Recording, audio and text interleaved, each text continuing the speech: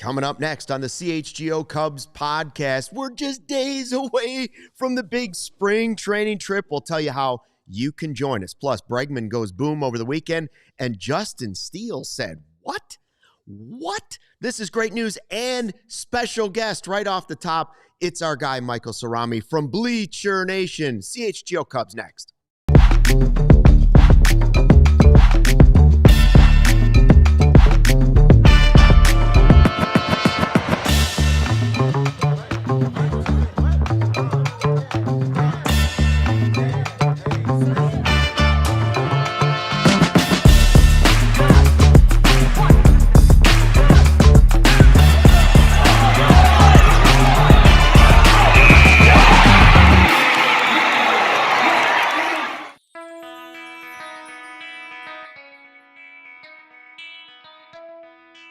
Hey, Chicago, what do you say? It's the CHGO Cubs podcast. It is Monday.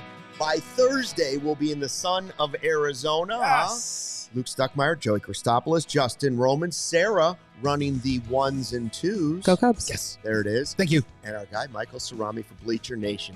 First of all, Michael, I know you're going to want to hear this because anytime anybody can go to Sunshine, we're just going to promote this trip real quick. Real quick, okay? Here it is. We leave Thursday, and we get out there, and we go to a Cubs game. We're going to be there Thursday, Friday, Saturday, Sunday. I haven't been to spring training since when? 2016. 2016. And what happened that year? The good luck charm is back. The good luck charm is back, What happened in folks. 2016? They're sending the old buzzard back out to Arizona, and we got a chance to win a World Series. You're like Maverick. That's right. They're sending you back to Top Gun. We need you, Mav. I haven't aged like Tom Cruise. I don't have the surgeries. Anyways, we're going out. We got the golf outing you can still sign up for. That's coming up on Friday.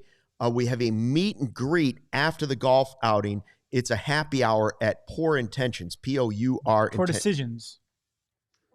Poor decisions. You have poor intentions. I have poor intentions with everything I do. Leads to poor decisions. Poor decisions in Scottsdale. Hey, it's 7 to 10. There's going to be drink deal. There's going to be food, and we're going to talk Chicago sports. So if you're in Phoenix or you want to go or you know somebody that's going to be there, let them know about it. All right, now let's get to our guest, Michael Cerami. I know Michael back from the old NBC Sports Chicago days when then he was called an outsider on his show.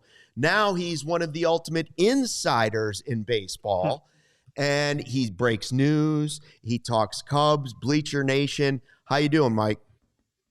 I'm doing good. Thanks for having me. I'm glad you're getting back out to spring training too. We obviously need you out there. Sure, yeah. It's definitely about me. No question about it.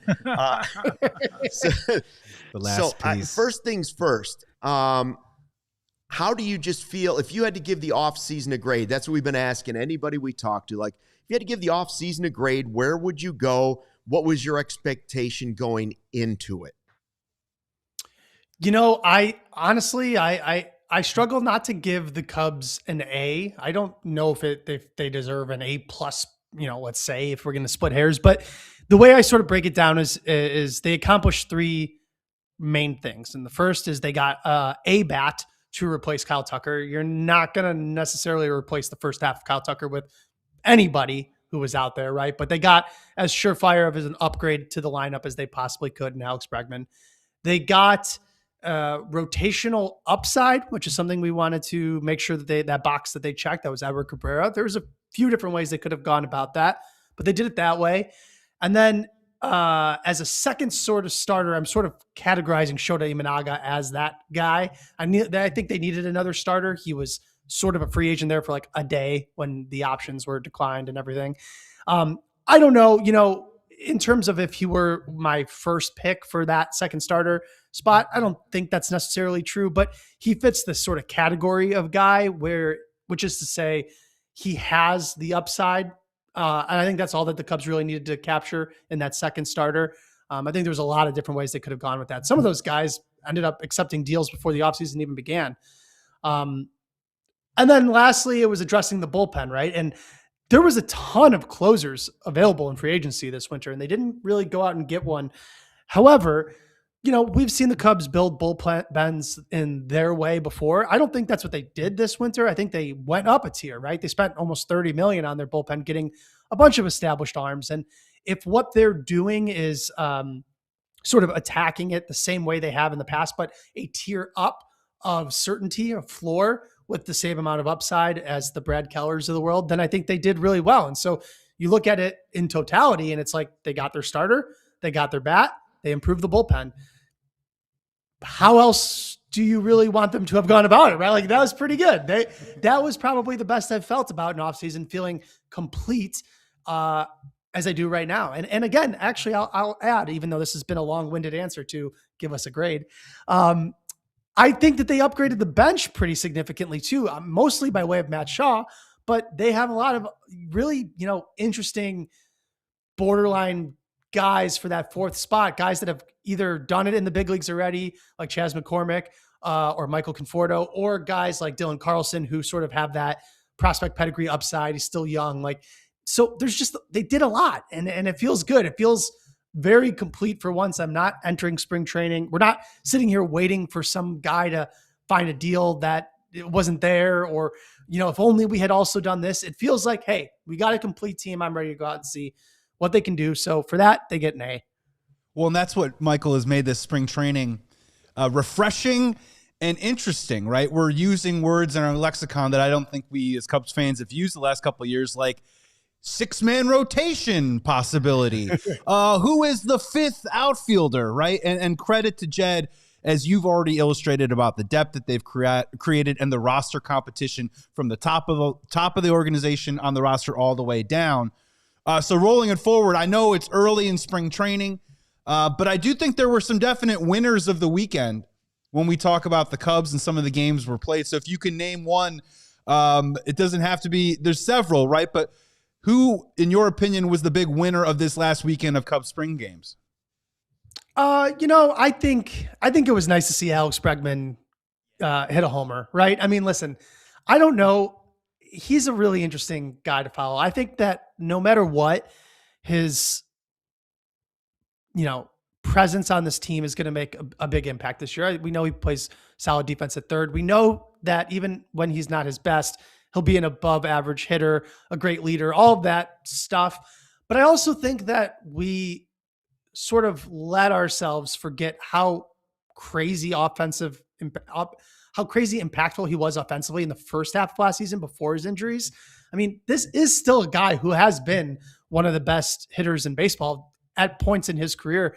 And so I'm letting myself believe a little bit that he has one more very legit season in him before just being a very useful, very valuable part of the team for the remaining years of his contract.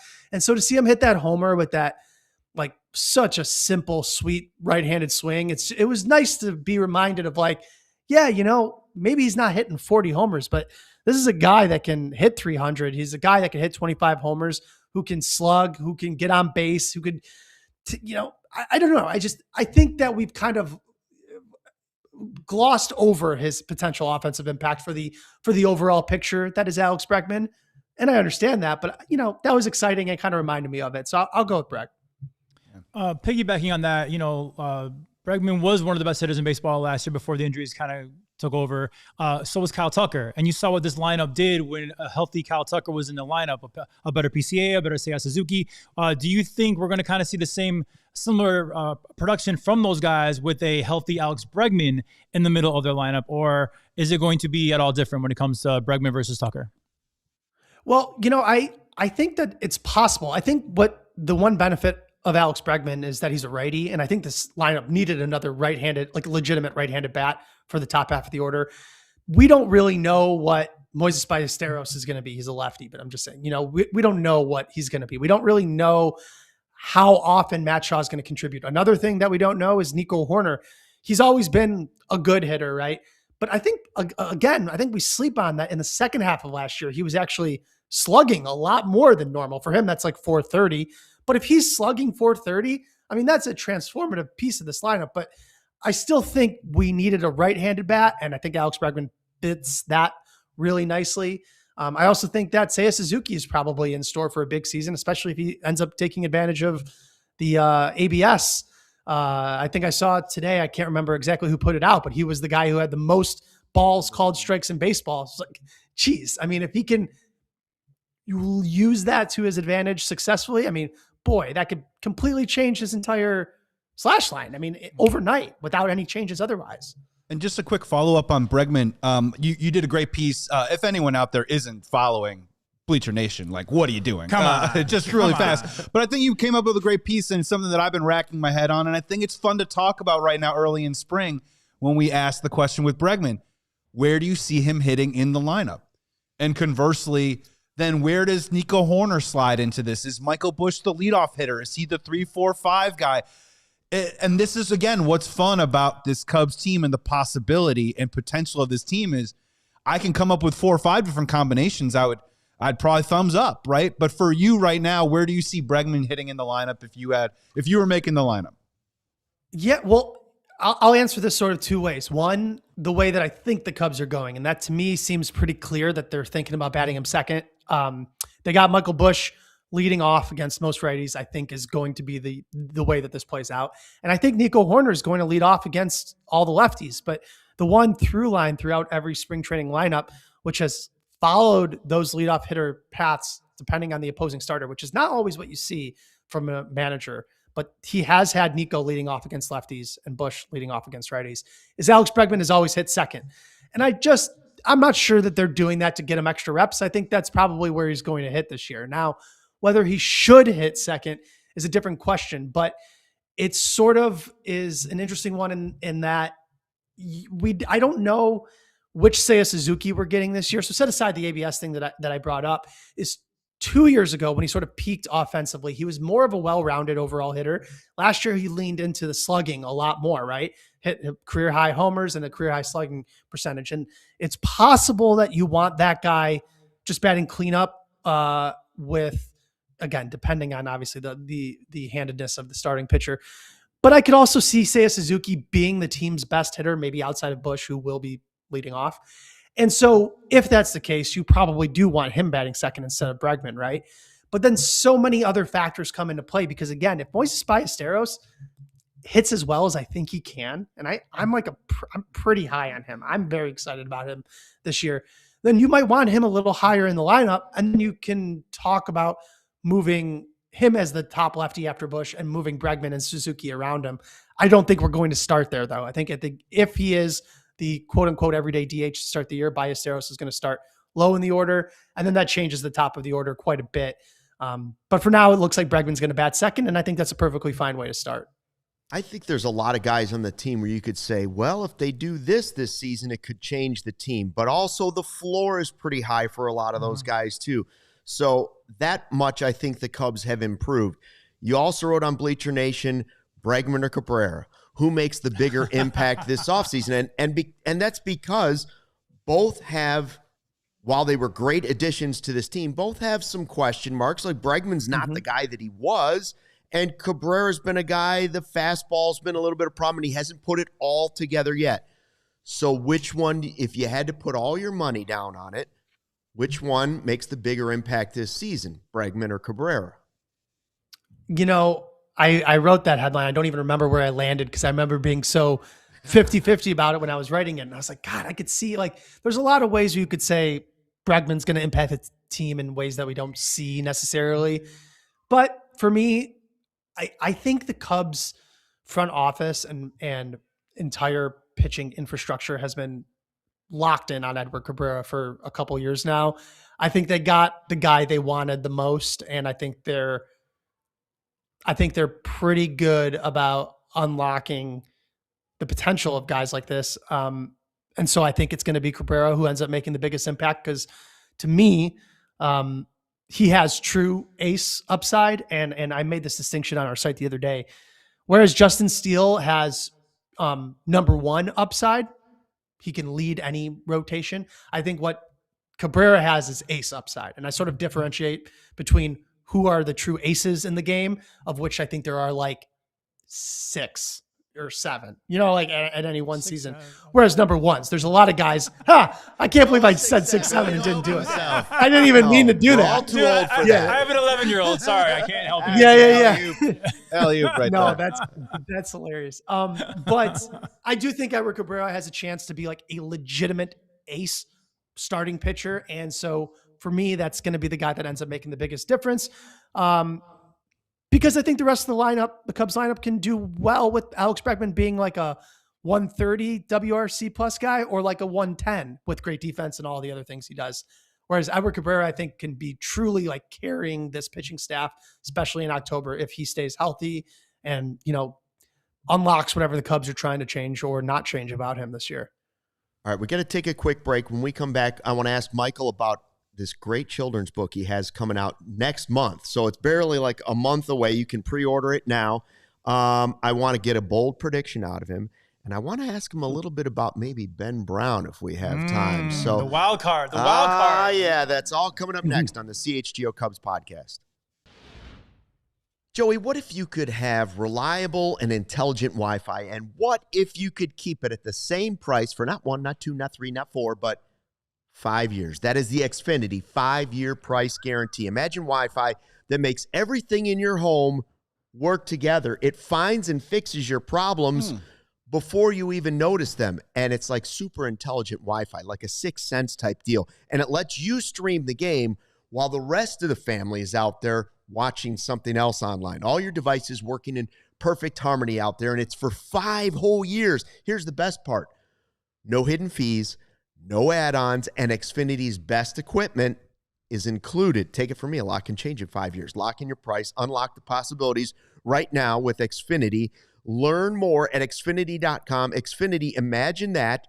Select plans only, restrictions apply, and again, this isn't just Wi-Fi. This is 6th Sense Wi-Fi. It's fixing your problems before you know it. It's like having a robot in your home. The future is here. Luke, winter, it's done a pretty good number on us this year, I would say. March is here, right? And you're thinking winter is over. Well, no, I think winter's got one more thing to say about it. And you got to ask yourself the question, is your home's heating up for the challenge? And if you have a plumbing emergency, what do? You call Four Seasons. If you have an electrical emergency, you call Four Seasons. Or if you need a new hot water tank installed today, you call Four Seasons. Because right now, anytime is the right time to schedule your Four Seasons furnace tune-up. And if you're looking for a whole home generator, they got you covered, because at Four Seasons, they guarantee same-day installation for all your heating, cooling, plumbing, electrical, sewer, and generator needs with no extra cost for nights, weekends, or holidays. And right now, you can save up to $4,000 on furnaces and comfort systems.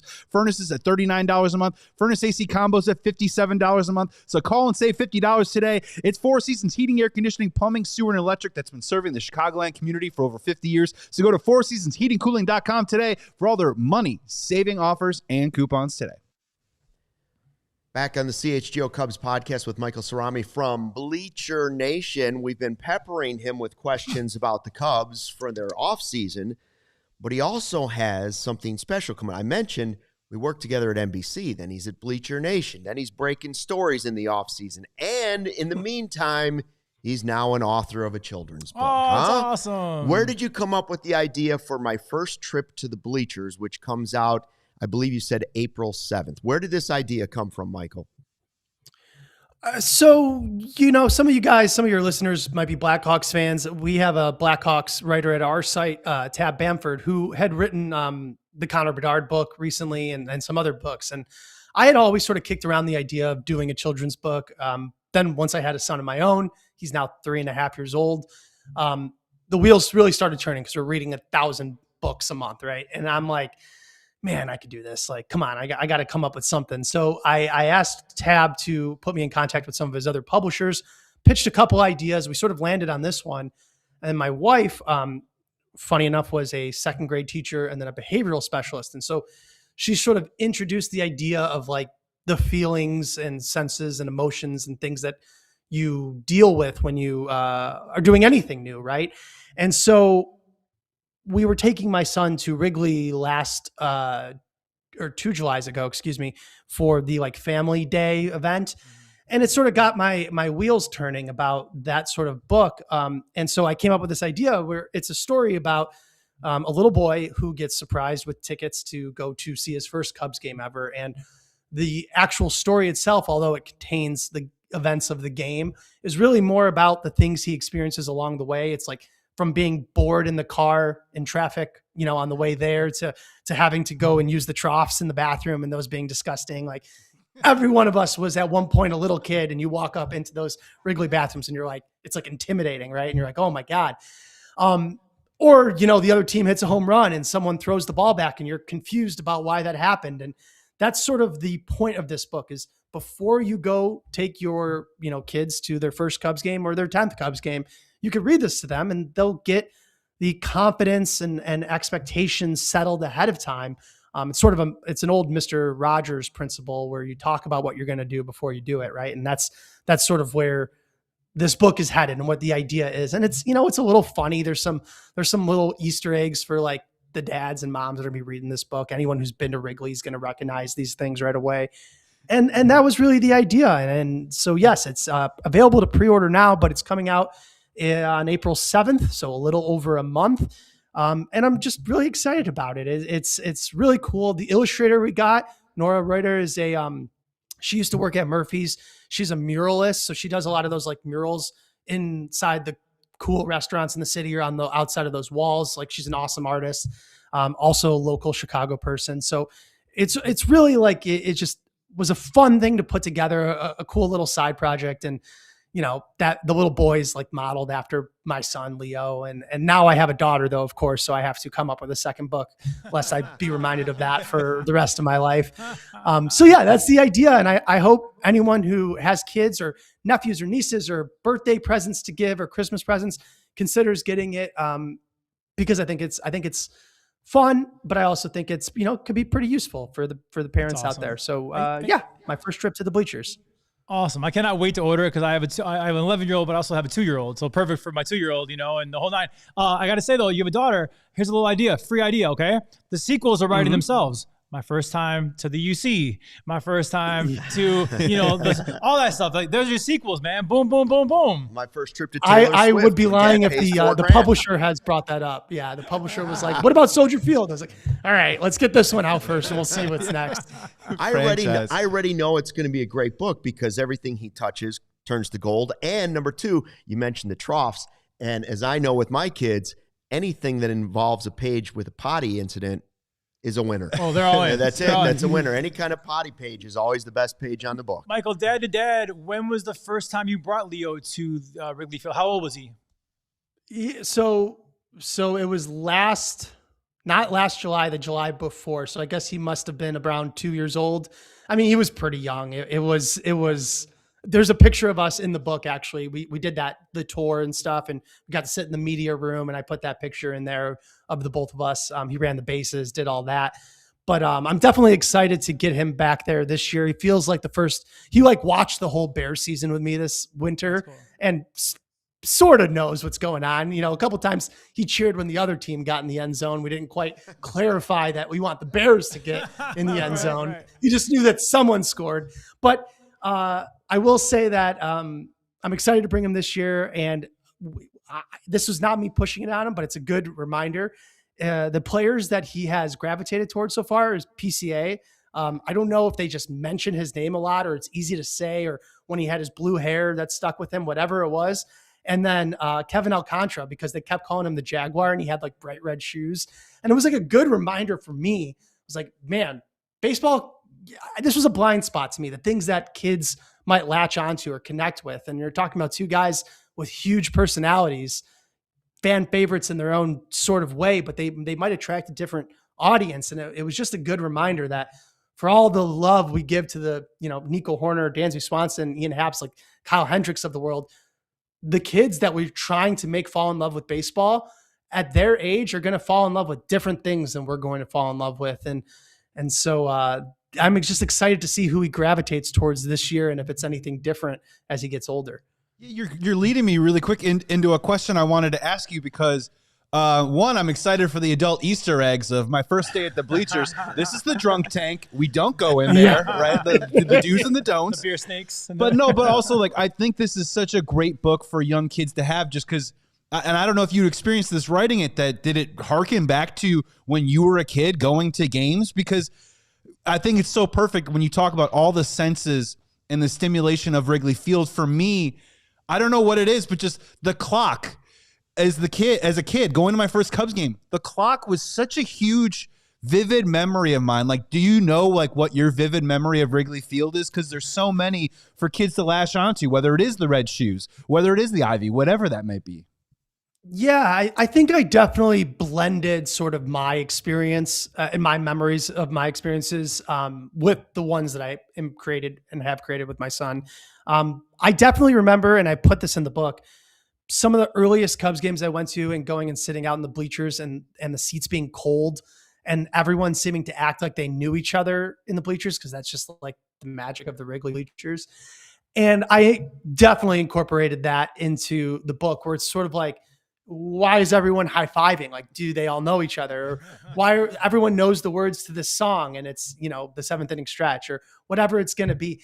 And so I would say that. I also say that, I'm not trying to bring it back to this, but the troughs in the bathroom were definitely a big part of it. When you're a little kid, I mean, we were all little boys at one point, and you go into that bathroom, you got to stand next to people shoulder to shoulder, it's like, this is gross, now it's like part of the fun and I wouldn't have it any other way. But that was definitely had to be a part of the book, for that reason. And I'm trying to think of what else that I included from my memories. I mean, again, the traffic on the way there, being bored, that sucks. And it's a part of the experience. And if you're taking the train, it's a different experience, or a bus or whatever. For me, it was getting on 90 and sitting in the backseat of the car, waiting for the Addison exit to show up. Right. And so I sort of incorporated that into the book because, again, it's not just about, hey, going to see a baseball game is fun. It's like, there's parts of this that are less fun, but it's the overall experience that you're about to get that I'm trying to teach you about beforehand. And then hopefully that makes the entire, the entire Cubs viewing experience better for the parents that bring their kids. Like Antonio Alfonseca, not, or Rick Aguilera, or six fingers. Like, why does he have 6 fingers? Daddy, why does he have 6 fingers? Billy Koch, or when you're older, I don't know. Kevin Gregg, or Milton Bradley. Yeah. So PC, I get that being a favorite. My kid loves Shota because he sings in the shower on the commercials throughout the game over and over and over. Yeah. Oh yeah.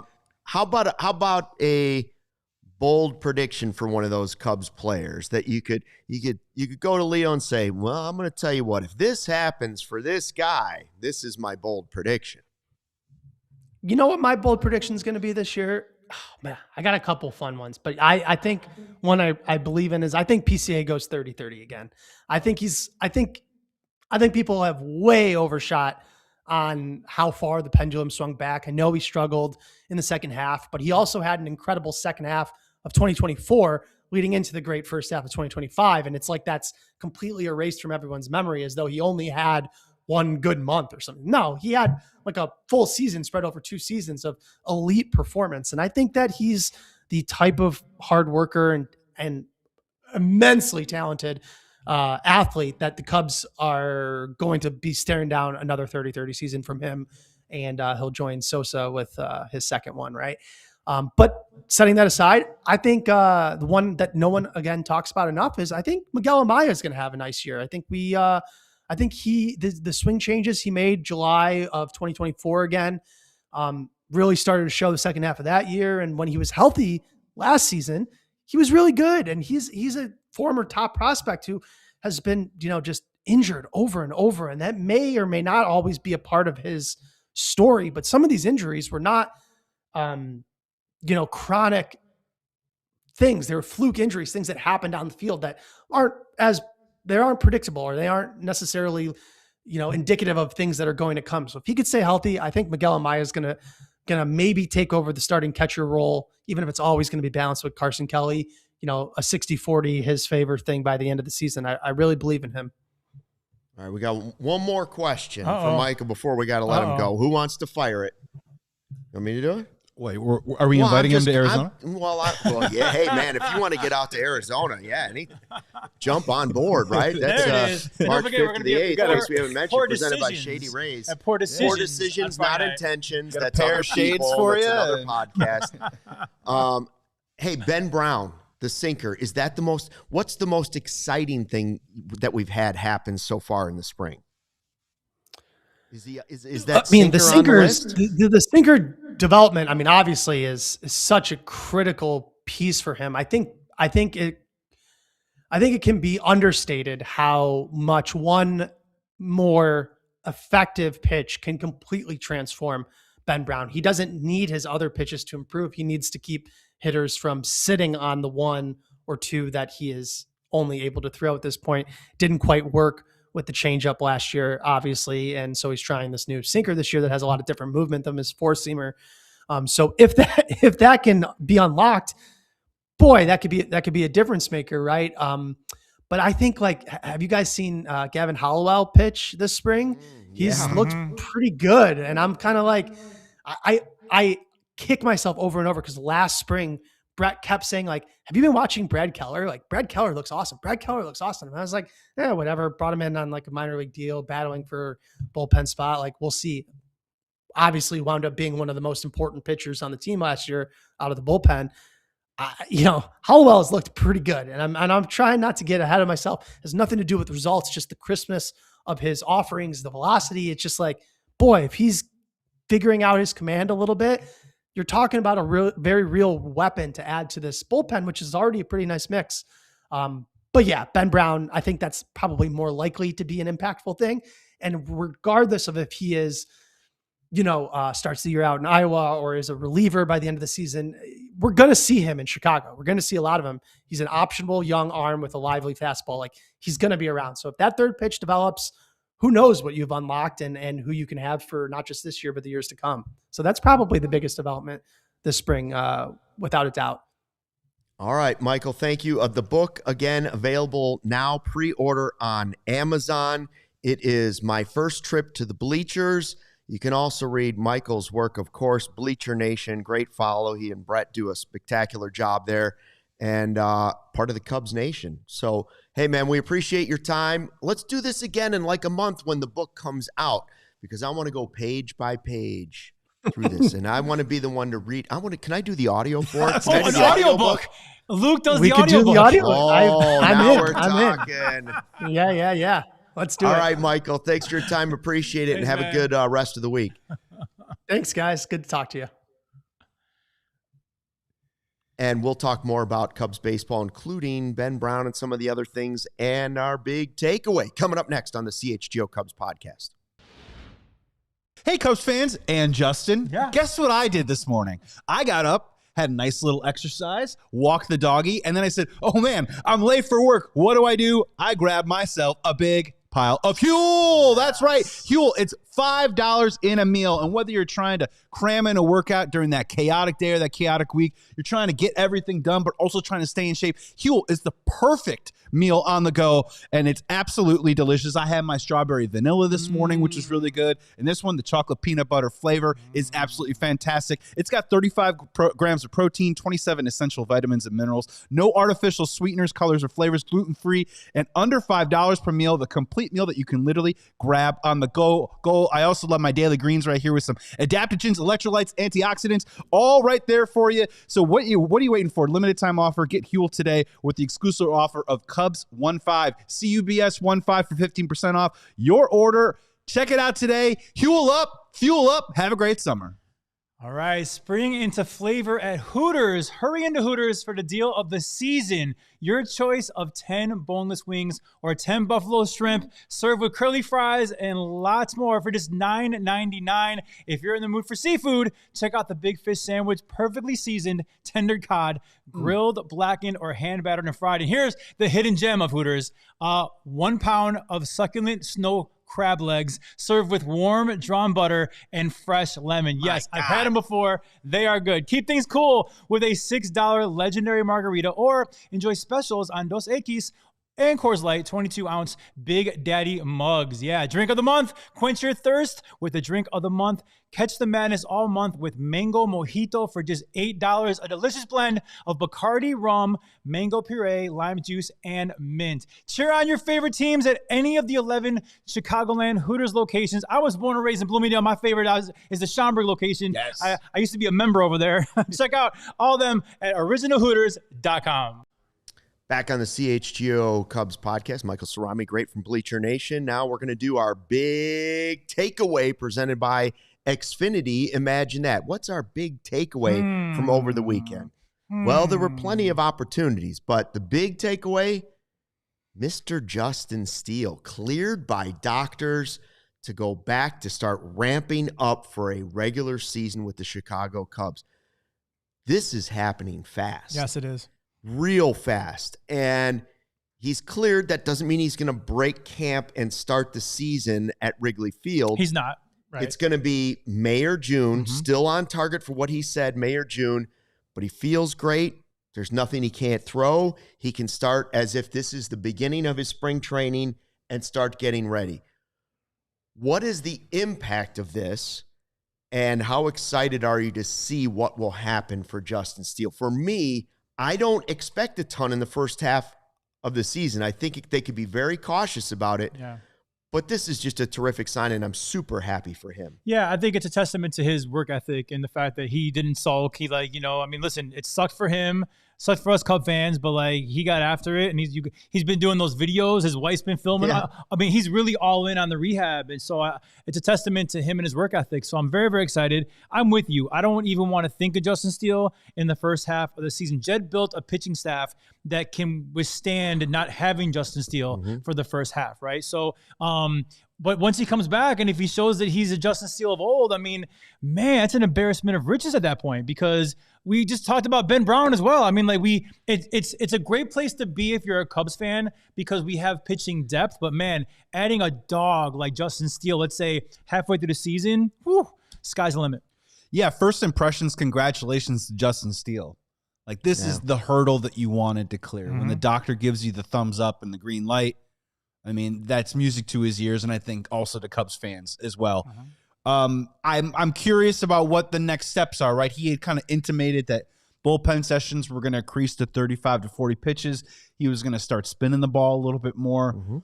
For Cubs fans out there, again, I think we're going to continue to just caution that he's cleared to now basically begin spring training now, or maybe even roll it back, pre-spring training, like February throwing now. So when he says May/June, I personally, when all this happened, I said, if we get him back in July, I think that's a bonus. So May, June is ahead of that prediction. And if that happens, I think that's great for him. The question, Luke, is twofold. One is starting to throw that curveball a little bit more. And then the one that I have is that once he gets that pitch count up a little bit more, of course, he's going to begin to throw a few rehab starts. And if you see anything with spring training, these guys typically need sometimes not just 3, but sometimes 4, 5, maybe even 6 starts at the rehab level to come back. My question is Justin Steele going to take all of those at the AAA level, or could you utilize some Justin Steele at the major league level in a very much a protracted pitch count? Like, is Justin Steele coming back to the major leagues and throwing 80 pitches in his first start, or are we bringing Justin Steele back to maybe throw 40 or 50, which leads a little bit into what you've liked to talk about all winter long with the 6-man rotation or a piggyback situation? I would not want to bring him back, and I don't think they're thinking this, but I would not want to bring him back in clean inning, give us 2 innings in the bullpen. I would like him to see him be, quote unquote, an opener, but like a 3-inning opener. That's what I would like to see. Give him the pitch count. When they finally decide to put him into games, say, okay, you're going to do 3 to 4 innings, or this amount of pitches. Hopefully that gets us to 3 or 4 innings. And then Ben Brown is going to finish it on the other side. You're 2 totally different pitchers. Yeah. It's a nice matchup. And that's how we're going to go. You look at, and Michael talked about this, about the, you can easily come up with 1 through 9 now in the rotation. And that's when Steele comes back, but it's not including Wicks. It's not including Colin Ray, most likely. Javier Assad, who's throwing 95 all of a sudden with the Sloan Park gun. The Cubs have these opportunities. Now, let's say he comes back, let's just be conservative and say it's more like end of June, pushing towards 4th of July, and then it's definitely before the trade deadline. If you can see some positive results, it allows you to do some creative things at a trade deadline if everybody's healthy. And if everybody's not healthy, which is the way more likely scenario, just based on the health of some of these guys and the way baseball has started to trend over the last 5, 6, 7 years, it's all going to iron itself out. But I'm fascinated to think, okay, when the season starts, these are the 5 or 6 starters they're going with. And then at the end of the year, these are the 5 or 6 starters that they're going with. And then when you get to the postseason, these are the 4 guys they're going with. Like, how will that all work out because of health? How will that work out because of effectiveness? And Steele even mentioned, this is going to be like, it's not important at the beginning of the season. It is, you want to win the games, you got to win the division, but the most important stuff's at the end. So I wonder if he gave away the Cubs' plan of, really trying to ease some of these guys in early in the season, and that might not even involve him yet. I just feel like, obviously we all want a healthy Justin Steele, but every season is sacred, and I don't want any like teetering happening during the season. Meaning like I want Steele, rehab starts, letting loose. I don't want to change the flow of our rotation, and I want him to come up and be ready to win ball games, and all the injury rehab stuff and all like the building up, I want that down on the farm. Okay. I feel like we have enough depth to not need to do that. You need a healthy Justin Steele for October, because if all things go exactly to plan, having a healthy and ace like Cade Horton, having a healthy and ace like Edward Cabrera, and having a dog and a former ace of this staff, Justin Steele, going in October, that's the goal. That's what you want. I don't really care about June, July until he's ready. And I would actually err on the side of like caution versus like speeding him up. So that's what I think is really fascinating, because these are all human beings and they're all heavy competitors, right? So, what do you say? You start every 5th day, okay? So just do the math. 4 starts is about 20 days. If Justin Steele goes to AAA and he has 4 starts, and let's just say the final 2 are like immaculate, after the 20th day, but he's only throwing maybe 50, 55 pitches. After the 20th day, the Cubs will have to make a decision. Yeah. Because he's not necessarily ready to go deep into a game and give you 70 or 80, but it's Justin Steele. He's chomping at the bit. No offense to AAA, but living in Chicago and with the big league club, it's just better. Yeah. So if he's rocking and rolling after that 4th start, right? And that's the part, right? You want to be cautious where you're like, no, Justin, we need you to do 2 more starts, and we need you to get to pitch 60, pitch 70 before we bring you back. Yeah. That's the part that I'm just kind of like, I'm just really curious to see how they play it. And Luke, I think to your point, we're talking about it now, but baseball has a weird way of figuring itself out with this stuff. But I don't know, if he's twirling, but it's only 50, 55 pitches, and he's like, I'm ready. What do the Cubs do? And then again, how do they implement him back into this team? What's the best case scenario for 4 starters as you get down to the end of the season? Not the very end of the season, but as you're heading towards the playoffs and you're looking and saying, man, if these 4 guys are all gunning at the same time, what's the best case scenario? I think Matthew Boyd will be the opening day starter. Okay. I think that's who they're going to give it to. He was an all-star last year. He was a veteran last year. He showed up for him at the end of the season. I don't think they're going to be like Tyone do it. I don't think they're doing Shota on opening day. Cade Horton, no? And I don't think it's going to be Cade Horton because he's a young player. Yeah. And that's usually a tip of the cap to a veteran guy where you say, thank you for what you're doing and for what you've done. I'd actually wouldn't be surprised if it was Tyone instead of Horton, in pecking order. I think it's going to be Boyd. That's just my guess. But at the end of the season, the 4 guys I want to see are Boyd, Steele, Horton, and then I sit there and go, where's the next best option? Like who? Cabrera, right? 1,000%. I mean, he could be he's your big ticket acquisition. It's got to be Cabrera. Otherwise, is there anybody you would substitute out though? Because I do have dreams of this sinker fixes Ben Brown, and now I've got fire there. And where's he going to be best used? I do have a dream of. Yeah, the league did kind of figure out Shota, but now he's going to come back, and maybe the spring training homers mean nothing. And what if he did come back? I still think it's Cabrera, Horton, Boyd, and Steele are the 4 that I would want to see in a perfect world pitching in the postseason. Yeah. And then a buddy of mine said to me, well, yeah, but what if Jackson Wiggins is the real deal? That's another Would thing. you rather see him emerge at the end of the season like Horton did and then say, he is ready. Mm-hmm. I still think it's those 4. If I had to pick right now, those would be my 4 I want to see it's a great conversation. It's a fun conversation to have versus back in the day when we're like, oh, who's this guy throwing? And Tyone's a hard guy to ignore too. The way he pitched in the postseason last year. A good team should ignore a Tyone. You know what I'm saying? Because they have so many better options.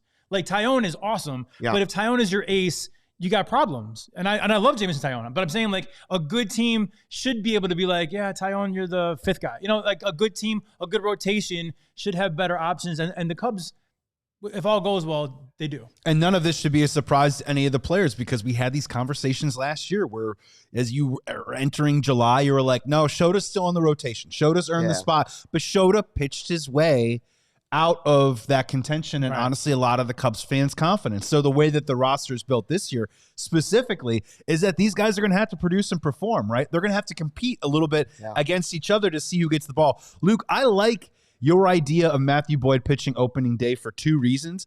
The first one is if he goes off and pitches in the WBC, you can, because they have the day off on that Friday, you can sort of reset Matthew Boyd and give you that extra day. However you want. And then in theory, right, that Saturday, starting that Saturday, Justin, you're rolling out Cade Horton and Edward Cabrera or whatever it is. Right. And then that's the true order of your rotation moving forward. Right. You get Boyd that extra day. He pitches on opening day because he deserves it. He's a veteran. He can handle it. Day off on Friday. Come back on Saturday. It's Cade Horton on the mound. And Sunday, it's Edward Cabrera. Your rotation's lined up and then rock and roll. Man, the depth of the rotation is really good. And you want a bold prediction from me? Yeah, let's go. They're gonna need 10 starters. They're gonna need at least 10 of those starters, because right? Of injury? That's just the way it goes. Yeah. Somebody's not gonna pitch well. Somebody's gonna have a little tendonitis in the elbow. Somebody's gonna have a sore shoulder for a month. Like that just goes that way. I bet you we see people that'll start games this year, not an opener, right? Okay. Steele will start a game. Boyd will start a game. Shota will start a game. Cabrera's going to start a game. Horton's going to start a game.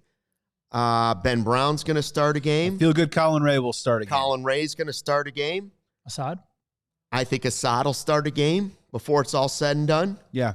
And the other part about it, Jackson too. Wiggins. I mean, you start going down the list. The other part about that, too, is I'm not going to sit here and say, like, let's say pick Tyone, pick any of these pitchers, and let's say that they falter, they struggle out of the gate. Chef Kevin Penner, yes, Chef. Tyone has given up 6 runs in an inning and 2/3. We can have the conversation about how you like to take your spring training. I don't think he cares about it. He's one of those veteran guys that's just working on, like, today, I want to see if I can control the fastball. Right. And they don't care about the results. But the question is, when we get into the regular season, if one of these guys falters, I think when we talk about the leash, when Craig Counsell, I don't think it's going to be like, if you're bad for 2 starts, you're out of the rotation. I don't think that's how it's going to go. I think he's going to run his veterans pretty hard.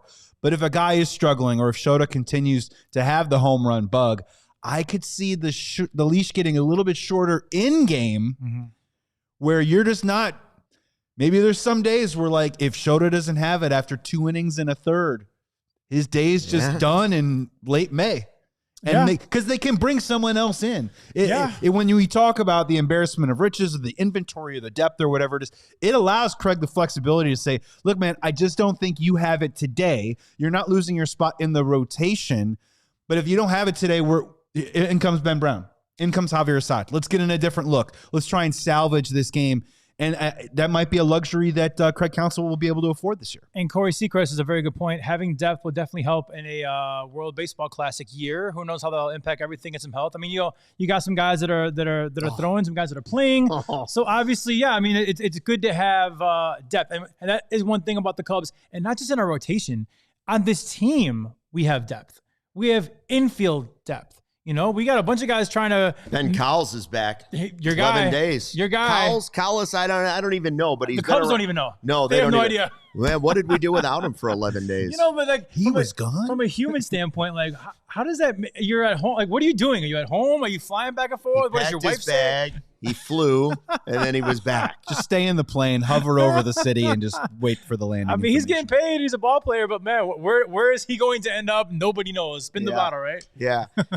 Okay, so let's go to what we're talking about, the depth. Let's go back to what we were talking about with Michael. The headline. More impact, yes. Cabrera or Bregman. I don't have a hard take on this one. This is one where I would love to come up with like 5 categories before the season starts, or 5 players each. I wouldn't mind picking them on a scale, but I also think you could just divide into categories and be like, all right, you get Bregman, I get Cabrera. And at the end of the season, say, all right, who has more stars on their list? Even if we didn't pick them, because this one is, I think Bregman is the more likely guy. He's the more certain of the 2 players because his career has been more proven, track record. But he also had injuries last year, and Cabrera has probably higher upside because of the age. Because of the track record, I'm going to say Bregman. Yeah, I mean, you guys know how high I am on Edward Cabrera. I think Edward Cabrera could possibly be like 1A, 1B with Cade Horton for us for years to come, not just this year, for years to come. I'm that high on Cabrera. I think 2026 Chicago Cubs, the bigger impact, I think it's going to be Alex Bregman. I think that we've talked about him being an actual better fit than Kyle Tucker on this team. I think that you saw with a healthy bat like Kyle Tucker in last year's lineup for the first half, you saw everybody else rise. You saw production out of PCA, Suzuki, everybody. The offense was the best offense in baseball with a solid Kyle Tucker. Well, Alex Bregman could be that solid veteran bat, and everybody's better because of it. It lengthens your lineup. If Dansby Swanson's batting, 7, 8, 9, you're in good shape, So I really do think Alex Bregman. Plus, when I talk about the fit, he wants to be here. He's embracing Chicago. He loves Cub fans. It's like everything about it is like good juju, and I think that Alex Bregman will have the bigger impact on this team than Cabrera. And I love Cabrera, by the way. So yeah, it's a clean sweep. I'm with you on Bregman just in terms of a bankable bigger impact, because I know the stuff is there with Edward Cabrera, and the potential is really tantalizing.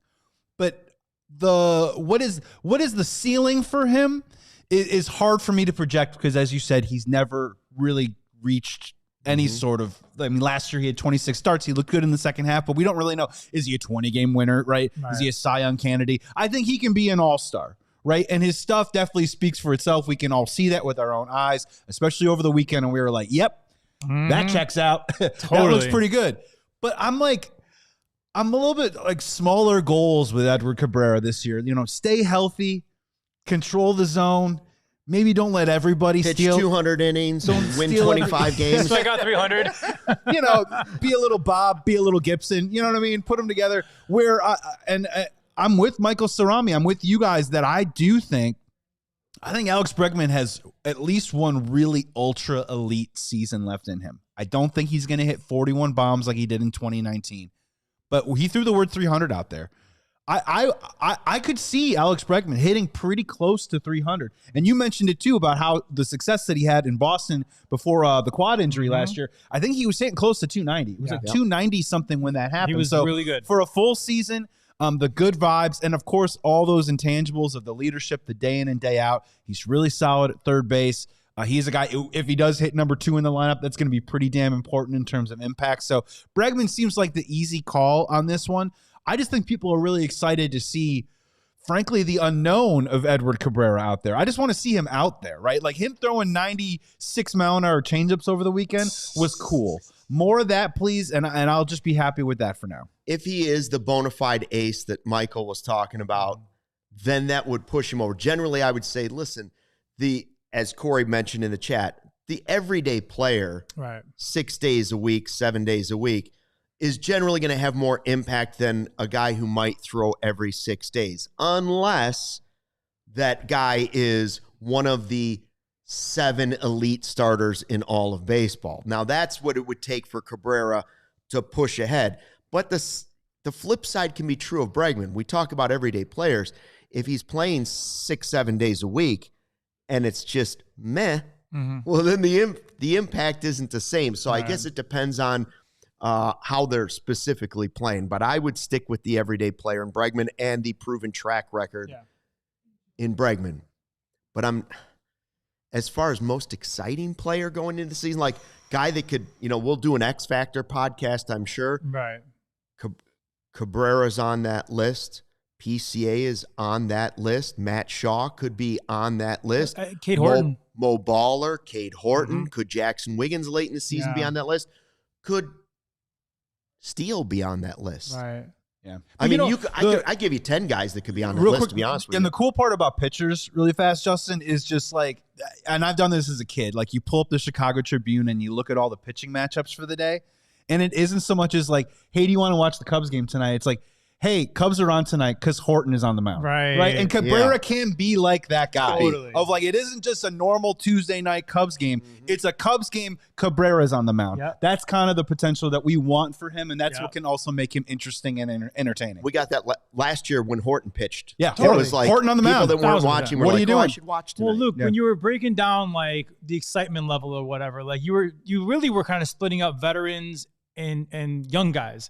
And it's such a great place to be right now as a Cubs fan because we have the veterans, Bregman, Swanson, Nico, Ian Happ, Suzuki, and then you got these young studs, the PCAs. I put Michael Busch in there, Cade Horton, Ember Cabrera, Palencia. Like we kind of have created like the perfect balance of veterans versus young guys. So there's still a lot of like, we don't know their ceilings yet of like the certain young guns that we have where like the veterans give you kind of a floor. So I don't know, man, I'm really excited about this season. I think it's almost like a perfect balance of the veterans and the young guys. We're running out of time, but a fun one also is who needs to have a bigger impact? The veterans being the veterans or the young guys taking the step forward?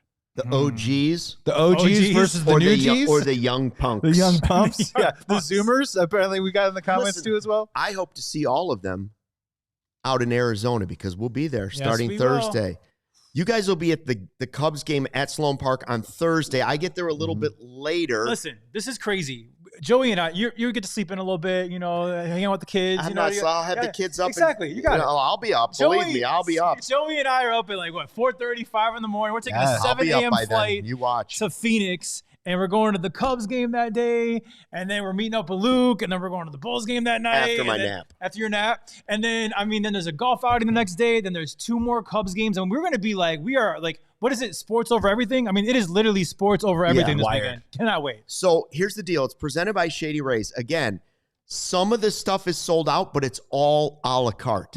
So you can go to whatever you want as long as there's tickets available. I believe the Bulls game is now sold out. The Bulls-Suns game event is sold out, but I believe you can still get tickets to Thursday's Cubs game, Saturday's Cubs game, Sunday's Cubs game, Sunday's Cubs game, Friday's White Sox game.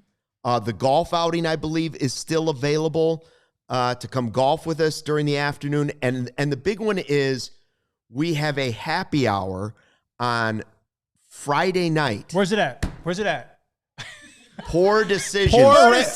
Poor ramifications. Now, before you Google it, it's P-O-U-R. Yes, it's a poor decisions. It's a great spot. A lot of Chicago people are going to be there. We're going to be there. We cannot wait to that. Like that's just, listen, we're going to hang out with you guys. 7 to 10. 7 to 10. We're going to hang out with y'all at the games. It's going to be great. But like poor decisions, that Friday meetup, that meeting, it's like, that's where we're going to get to really like let loose, eat some food, drink some drinks, mingle. That's going to be a lot of fun. And again, Phoenix is like, Arizona is like it's like Chicago light, right? So a lot of Chicagoans are going to be there. That's going to be a real fun night. Yeah, it'll be like a taste of Chicago. So a bunch of Chicago Cubs fans and Chicagoans hanging out, all of us there. It's a Friday night. I think we have a soft confirm that Lance Briggs may go to this. Ooh, Lance may come out and throw back. And, we'll sit on stage and we'll talk sports and all that stuff. And we'll tackle Braggs. We're going to get there Thursday. Yeah. And maybe we could talk some other people into coming on over there. Maybe we'll get a pretty good group. That'd be great. Of Chicago sports people. So come on down. Let's do it. It's a drink deal. There's going to be some food, and it's going to be a good time. 7 to 10 at Poor Decisions. Lock it in. He's locked in. Oh, man. How many times? There's a Poor Decisions guy. Matt Peck's going to be there. Matt Right? Peck's going to be there. Poor Decisions. He's made many of them in his life. And yeah, it is true. It's spelled P-O-U-R. So pour. It's like pour, pouring like the beer. Yeah, the decisions for what you're going to pour. Yes. Not have bad intentions. No, that'd be a dumb name. That's not it. No. That's not it. But it's going to be fun. Hey, guys, we're a couple of days away from like 80-degree weather. Yeah, poor decision would be forgetting your sunscreen. Listen, normally I don't do sunscreen, okay? I'm half Mexican. I don't do, but I am going to bring it down there because it's my first exposure You see how all white- weekend. look- I gotta get a base. I gotta get a base. Look at what the, Oh look my what the God. cameras are doing to that. Put It's a like filter. Wonder Shady Woman. It's like rays. Wonder Good Woman. I grief, can man. deflect anything with Oh these my babies. Put a filter on that, please, Sarah. There's just a ring I'm seeing in my sight line now. I'm ready to try all the food, huh? Let's do it. Let's All do right, it. so check that out on our website and make sure you pick out your a la carte. Thanks for checking out the CHGO Cubs podcast. We're back tomorrow at 2 o'clock. We'll be here Wednesday as well, and then we'll see you in the desert on Thursday. Until then, thanks for watching and fly the W. We all silly like the mayor.